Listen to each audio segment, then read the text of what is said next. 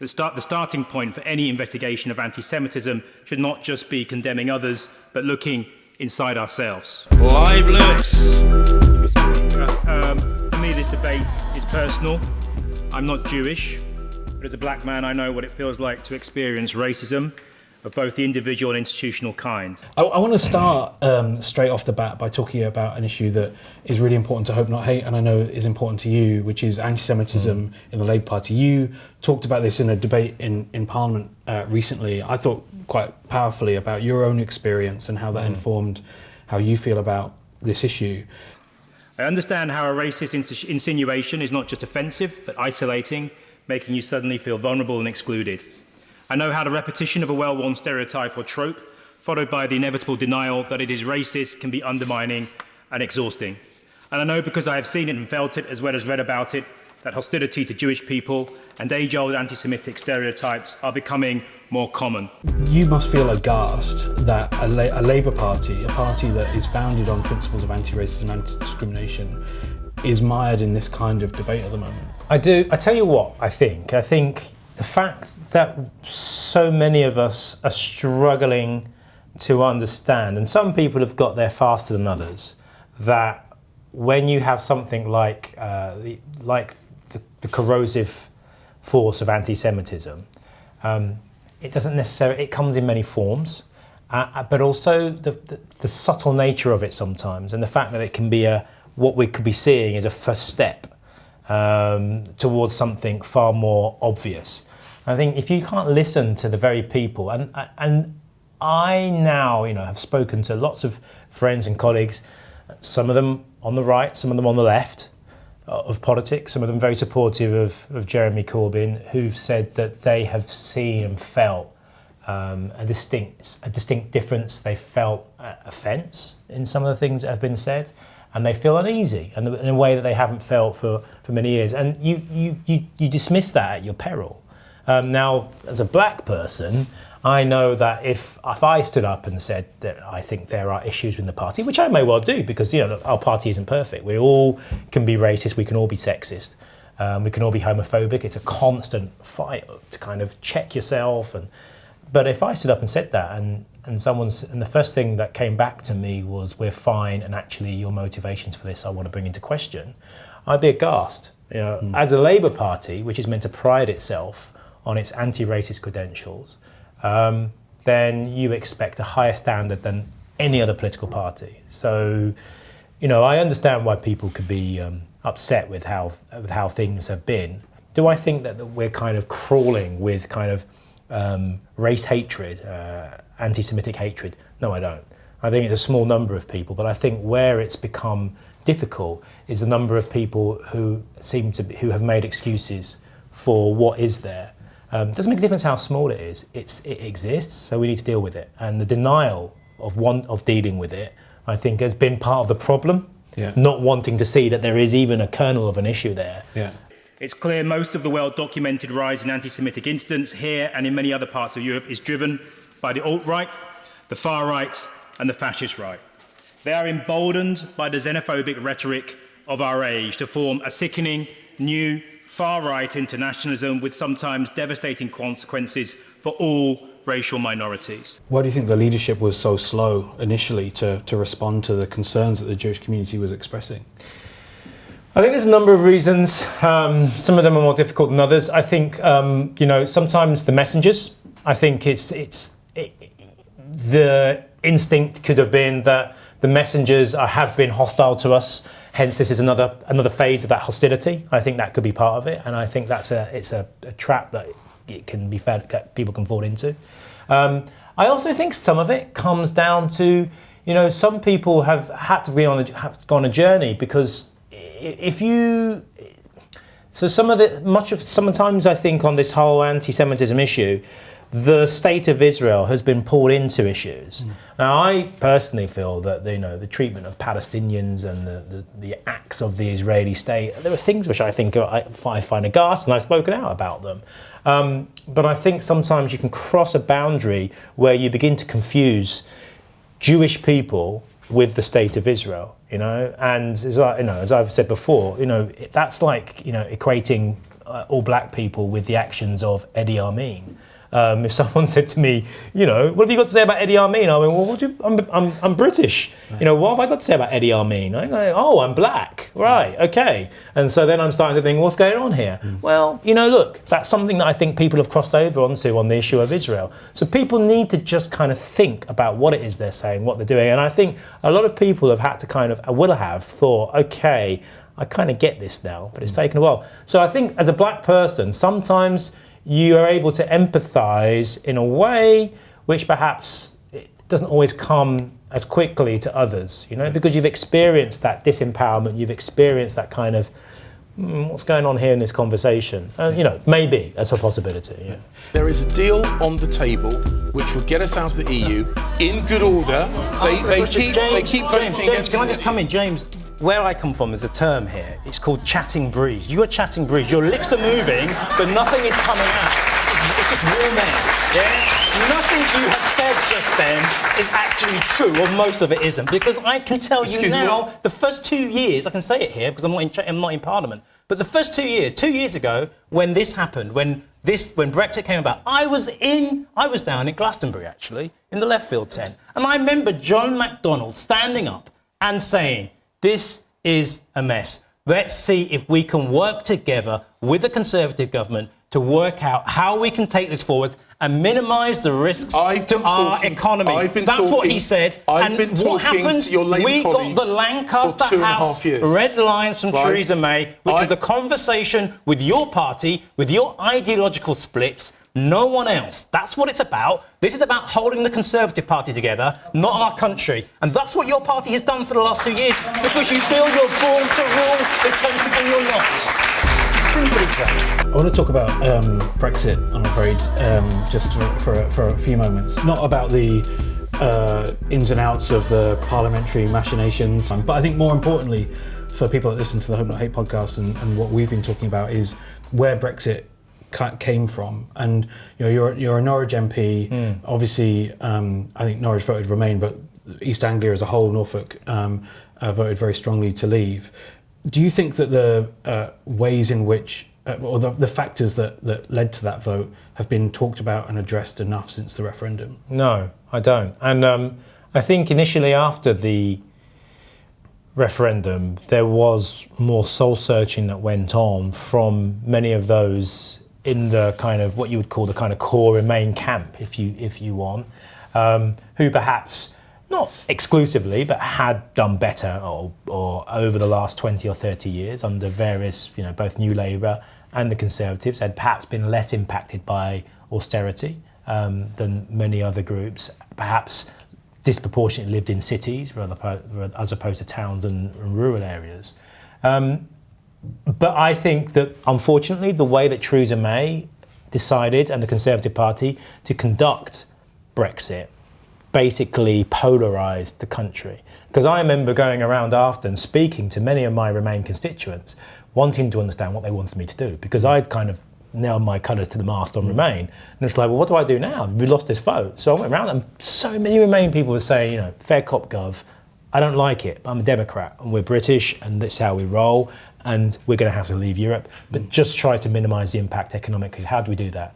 And I think that was where most people were. But what Theresa May has basically driven a coach and horses through that in her attempt to try and hold her party together and get through. She's called a general election, which didn't go so well. She had the six, all her red line tests, and it seems to have been a dialogue with the Conservative Party rather than a dialogue with the British people, which is how do we bring the 48 and 52% together? That's what she would have done if she was a kind of great leader, I think. And she completely bypassed that, and consequently, you've now found that both sides of that equation have polarised. We've been doing a lot of polling about how people are responding over the last 18 months, 24 months to the referendum.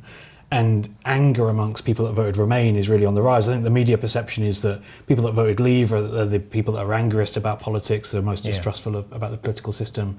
We're actually seeing that on the rise on the Remain side. Does that bear out in your experience? Yes, definitely, because I think increasingly people who've found themselves polarised, I imagine that the same groups are now saying that politicians speak less on their behalf than anyone else, and that's because if you push people into those margins, and then you've got a parliament which is kind of focused on trying either to find a compromise, or you're not going to appease anyone, because ultimately you've got people for whom nothing but remaining in the European Union, come what may, irrelevant of why the vote happened, is the only answer, and those for who leaving the European Union in the hardest Brexit possible to fulfil the will of the people is the only answer that will accept. And if you're not offering that, somewhere in the middle of a variation of that, it's a betrayal narrative. I think that plays exceptionally well, and is playing exceptionally well, on those who want to leave. The fact that there is this, from the right, that there is this narrative of betrayal. Now, you look throughout history, whether it's losing a war or whatever the reason, that betrayal narrative is a very powerful narrative. And those who understand politics, especially on the right, understand it's one that they can tap into, and they are, and and it's fueling that. We're seeing that from a whole range of people, actors on the right, from UKIP to Stephen Lennon, Tommy Robinson, and further to the far right, and that kind of weaponization of the distrust or disillusionment that people have is, we think, sparking this surge of far right activity. I mean, you must have seen it out on College Green and around Parliament with these sort of so-called yellow vests. It's also manifesting itself in abuse of MPs and their staff. How do you think? Is it just about government changing rhetoric? Is it media responsible? I think it's a very complex set of answers which are responsible for that. Is the media? Has our media, which is to be quite frank, it's changed over the last 40 years. It's a very corporatized media with an agenda.